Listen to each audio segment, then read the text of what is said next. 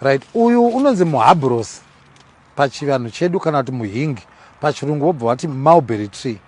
Muhabros wakanaka, togona kudya mashizha aya semuriwo, asi teta kutora matete ekumberi sezvatoitawo muriwo atitora akakwasharara totobika semuriwo, uye tinogona kuaomesa tozodya semuriwo musone, kana kuti tinogona kuaita tea, totomwa setea, achibatsira zvirwere sekuva nemwiri wakawandisa. Anobatsira kuti mwiri waudi udzoke. Anobatsira zvakare chirwere chinonzi cheshuga, pachirungu chinova diabetes.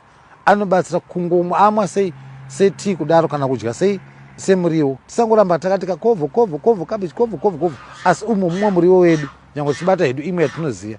Saka unobatsira zvinhu izvozvo. Uye mudumbu, zvirwere zvemudumbu zvinosanganisira manyoka acho, ananyongo, kusagadzikana zvakanaka kwemudumbu, anobatsira kuamwa nyange setea kana kuti semuriwo, kutoabika nemabhonzo enyu kana kuabika motoisa matomati sei nemaonyeni otodyiwa semuriwo, kunyanya matetetete acho. Tobva ipapo anoshandiswa zvakare nevanoziva kuisa mamwe mawems anodya mashizha aya, obva azogadzira masiruki inozogadzirwa jira. Tapedza kudaro, mashizha aya akanaka semafuro, toreva ezvipfuwo zvedu zvakaita semombe, mbudzi, hwai, nyangwe nehuku, nekuti akanakira kuti panguva yekuti chando chapera hakusisina mafuro aya, anokurumidza kuti apfumvudza, anova mashizha matsva kubva muchando.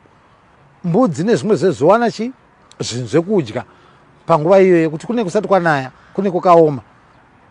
Saka anobatsira kuti ape zvipfuyo zvedu. Zvimwe zvipfuyo zvese togona kutembera totopa zvodya zvisazoenda kumafuro.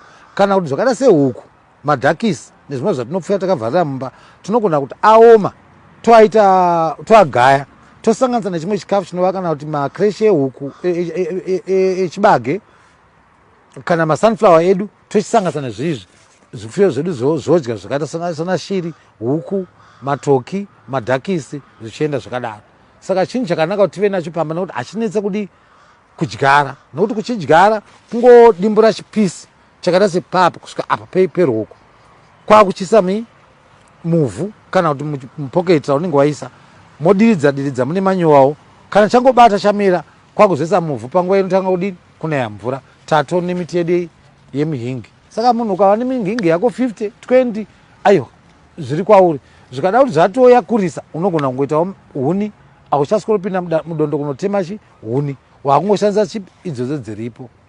Saka ndo zvimwe zvinhu zvinobatsira nemuhingi wedu, uye kunyanya pakusanitsa kuudyara, ende unokurumidza kukura zvakanyanyisa, uye usinganyanyodidzwa zvakawanda. Munasi panapa taangoidyara payakasimuka bheyangokwira yega. Saka ndo zvimwe zviri pamuhingi wedu uyu.